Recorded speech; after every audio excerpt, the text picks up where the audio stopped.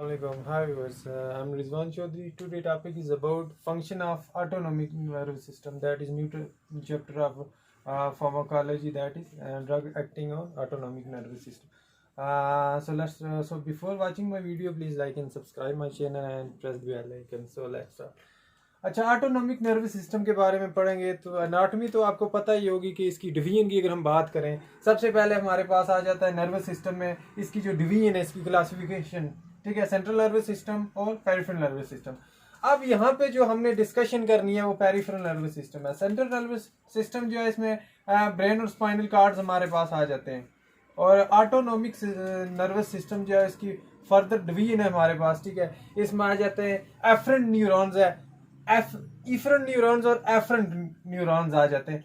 अब जो efferent neuron की अगर हम बात करें तो ये मैसेज को लेके जाते हैं सेंट्रल नर्वस सिस्टम से away from the body, body से दूर बॉडी की तरफ लेके जाएंगे। जिस तरह प्री साइनेप्टिक है, ठीक है, पोस्ट साइनेप्टिक, आगे फिर रिक्वायर्ड जो रिसेप्टर पोस्ट साइनेप्टिक रिसेप्टर के साथ बाइंड होती है, रिक्वायर्ड इफेक्ट देंगे हमें, और इस तरह नर्व की स्टिमुलेशन करते हैं। एफरेंट जो है, एफरेंट ए से, तो ये toward the central nervous system, तो ये सेंट्रल नर्वस सिस्टम की तरफ मैसेज लेके आएंगे, जो डिफरेंट इंपल्स वगैरह होंगी या न्यूरॉन्स होंगे, और सीएनएस की तरफ आएंगे। अब एफरेंट को डिस्कस करते हैं, इफरेंट। अब इफरेंट की हमारे पास फर्दर डिवीजन है सोमैटिक नर्वस सिस्टम और autonomic nervous system. Somatic nervous system that control the voluntary movement. अब वॉलंटरी मूवमेंट्स मीन के जिनको आप क्या कर सकते हैं, कंट्रोल कर। जिस तरह मैं बात कर रहा हूं आपसे, लेक्चर डिलीवर कर रहा हूं, तो मैं अपने आप को कंट्रोल कर सकता हूं, ठीक है। जो टंग है उसको कंट्रोल कर सकता हूं, this is called voluntary movement, ठीक है। मसल्स की जो स्केलेटन मसल्स की रिलैक्सेशन कंट्रक्शन है, this is a somatic, included in somatic nervous system, we can control it. Autonomic nervous system जो है, ठीक है, ये आता है हमारे पास कि कंट्रोल करता है इनवॉलंटरी मूवमेंट। जिस तरह हार्ट रेट है उसको कंट्रोल नहीं कर सकते, ब्रीथिंग रेट है इसको कंट्रोल नहीं कर सकते, ठीक है। थिंकिंग वगैरह जो है इसको हम कंट्रोल नहीं कर सकते, तो ये आते हैं, इंक्लूडेड होते हैं ऑटोनोमिक नर्वस सिस्टम। अब ऑटोनोमिक नर्वस सिस्टम जो है इसकी फर्दर डिवीजन आ जाती है हमारे पास। जो मेन डिवीजन होती है इसकी दो है, लेकिन टोटल इसकी तीन डिवीजन है। सिंपैथेटिक नर्वस सिस्टम है हमारे पास, पैरासिम्पैथेटिक नर्वस सिस्टम है, और थर्ड आ जाता है enteric nervous system. Sympathetic parasympathetic सबको पता होगा, उसको डिस्कस भी करते हैं। सबसे पहले हम देख लेते हैं इंटेरिक नर्वस सिस्टम। तो enteric nervous system is a type of autonomic nervous system. ये भी हमारे पास एक टाइप आ जाती है ऑटोनोमिक नर्वस सिस्टम की, जिसमें हम क्या करते हैं कि इस ये जो जीआईटी होंगी, ठीक है, इसको कवर करेगी पेंक्रियाज को, गॉल ब्लैडर को, ठीक है। उसके अलावा क्या करेगी, कंट्रोल करेगी जो मोटेलिटी होगी, ठीक है, और हमारे पास जो एक्सोक्राइन एंडोक्राइन सिक्रीशन है उसको कंट्रोल करेगी। इन शॉर्ट इसको हम कह सकते हैं कि ब्रेन ऑफ गट, कि ये गट का ब्रेन है, ठीक है, कि जितने भी जीआईटी में आ जाते हैं ऑर्गन वगैरह के, ठीक है जी, पेंक्रियाज है, गॉल ब्लैडर है, जो मोटेलिटी या सिक्रीशन है एक्सोक्राइन एंडोक्राइन की, इसको क्या कर रही होती है, ये हमारे पास इंटेरिक कंट्रोल, जो इंटेरिक नर्वस सिस्टम है इसका कंट्रोल होता है, इनको क्या करता है, कंट्रोल करता है। अब नेक्स्ट हम डिस्कस करते हैं most important, that is somatic nervous system है, और हमारे पास है ऑटोनोमिक नर्वस सिस्टम। अब जो सोमैटिक नर्वस सिस्टम है ये रिलेट करता है, को रिलेट कर रहा है हमारे पास, दिस इज थ्री वर्ड है, फियर, फाइट और फ्लाइट, जिसको हम सिंपैथेटिक नर्वस सिस्टम कहते हैं, ठीक है। That is fear, fight and flight, ठीक है, कि मींस दैट इमरजेंसी कंडीशन में होगा, जब भी आप स्ट्रेस कंडीशन में होंगे, आप जो है वो कौन सा जो नर्वस सिस्टम होगा वो स्टिमुलेट होगा या डोमिनेंट होगा, that is sympathetic nervous system. तो डिफरेंट फंक्शन जो होंगे उसके साथ एसोसिएट होंगे हमारे पास।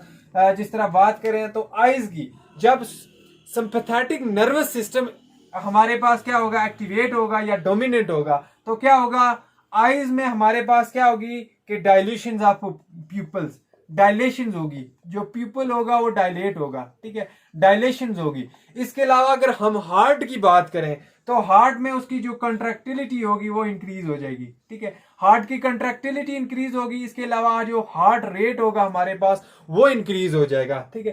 थर्ड अगर हम बात करें सिक्रीशन कीजिए, ठीक है, तो सिक्रीशन जो होगी हमारे पास इसकी थिक और स्लाइवरी सिक्रीशंस होंगी, ठीक है।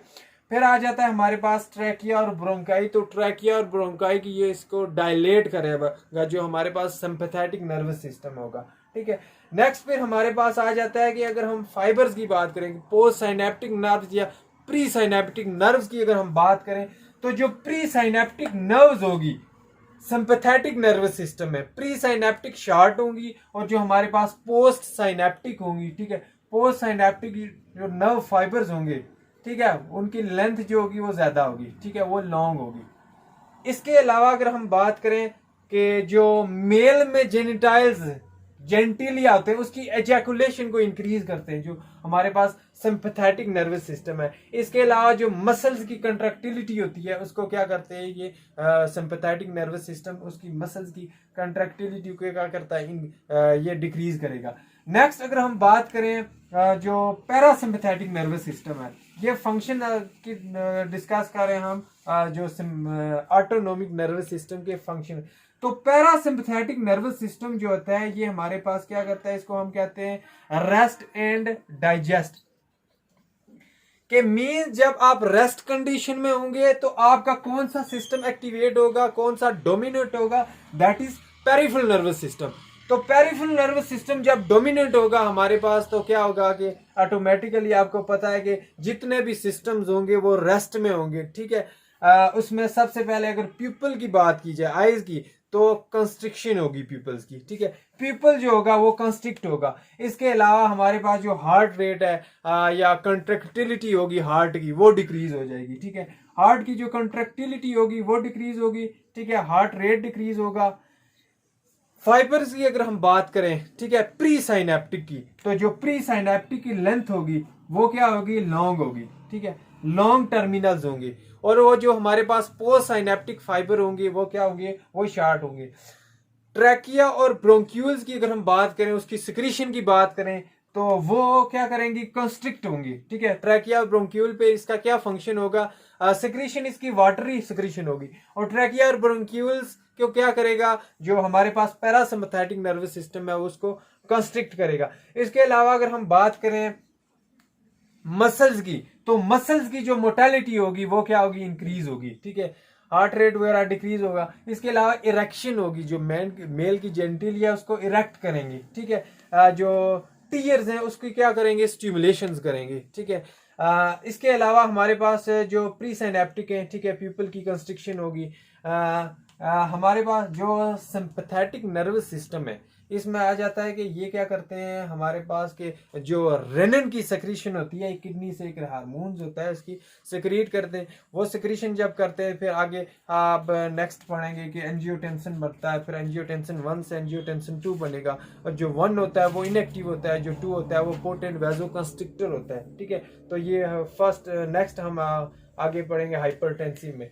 तो ये था पैरासिम्पैथेटिक और सिंपैथेटिक का कंपैरिजन कि कौन से सिस्टम में कौन सी कंडीशन में हमारे पास अगर तो सिंपैथेटिक नर्वस सिस्टम जो है वो एक्टिवेट हो रहा है, वो डोमिनेट हो रहा है, तो हमारे पास कौन कौन से सिस्टम जो है वो एक्टिवेट होंगे, कौन कौन से सिस्टम की जो है वो फंक्शनिंग होगी, वो इंक्रीज हो जाएगी, ठीक है। तो अगर हमारे पास पैरासिम्पैथेटिक नर्वस सिस्टम वो डोमिनेट हो जाता है देन क्या होगा, ठीक है। वो ये दोनों जो sympathetic nervous system parasympathetic nervous system एक दूसरे को क्या करते हैं, मेंटेन करते हैं, ठीक है। At a time one time क्या होता है कि हमारे पास सिंपैथेटिक नर्वस सिस्टम डोमिनेट हो जाता है, एट द अदर टाइम क्या होगा कि पैरासिम्पैथेटिक नर्वस सिस्टम क्या हो जाएगा, एक्टिवेट हो जाएगा। तो फिर डिफरेंट जो इसके इफेक्ट होंगे, अगर पैरासिम्पैथेटिक उसके साथ जो सिक्रीशंस वगैरह होंगी जीआईटी की वो इंक्रीज हो जाएंगी, ठीक है। और जो हार्ट रेट वगैरह वो डिक्रीज हो जाएगा। सिंपैथेटिक के केस में क्या होगा कि सिक्रीशन जो होंगी वो डिक्रीज होंगी, बाकी हार्ट रेट कंट्रैक्टिलिटी वगैरह इसकी डिक्रीज होगी। फिर हमारे पास जो नेक्स्ट है इसमें मेन चीजें ये है कि आप आगे आपने एनाटमी वगैरह इसकी देख लेनी है, ठीक है, जो भी एनाटमी है। बाकी इसकी अगर हम ट्रांसमिशंस की बात करें तो हमारे पास डिफरेंट टाइप के जो सिग्नल्स होते हैं, ठीक है, जिससे हमारे पास क्या होता है कि इनके रिक्वायर्ड फार्माकोलॉजिकल एक्शंस होते हैं वो परफॉर्म्स होते हैं। तो हमारे पास मेडिएटर्स होते हैं, ठीक है, डिफरेंट टाइप के मेडिएटर्स होते हैं, हार्मोन्स होते हैं, ठीक है। अब हार्मोन्स जो होते हैं नंबर 1 के, अब ये सिग्नल कैसे ट्रांसमिट होगा कि कि नर्व फाइबर्स या नर्व्स के थ्रू कैसे सिग्नल ट्रांसमिट होगा और ये हमें रिक्वायर्ड फार्माकोलॉजिकल इफेक्ट देंगे। तो वो जो ये हार्मोन्स होते हैं, अब हार्मोन जो होते हैं ये डायरेक्टली जाते हैं ब्लड में, इस जो ब्लड स्ट्रीम होती है उसमें डायरेक्टली रिलीज होंगी।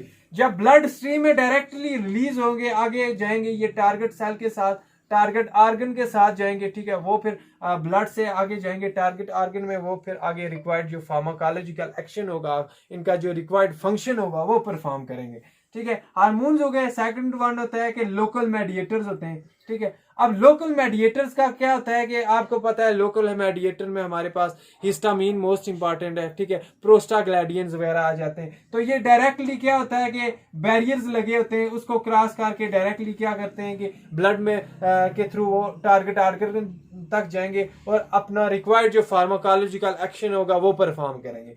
जो थर्ड वन पे आता है कि हमारे पास जो न्यूरोट्रांसमीटर्स होते हैं। अब न्यूरोट्रांसमीटर क्या क्या होता है हमारे पास कि न्यूरोट्रांसमीटर केमिकल मैसेंजर्स होते हैं, ठीक है, जो क्या होते हैं कि रिलीज होते हैं प्री साइनेप्टिक से इन साइनेप्टिक क्लेफ्ट में, और जो एट द टाइम क्या होंगे कि पोस्ट साइनेप्टिक न्यूरॉन जो होंगे वो उसके साथ बाइंड करेंगे और अपना रिक्वायर्ड फार्माकोलॉजिकल एक्शन देंगे। अब ये जो प्री साइनेप्टिक सपोज हमारे पास नर्व न्यूरॉन्स है, ठीक है, ये इसका प्री साइनेप्टिक है,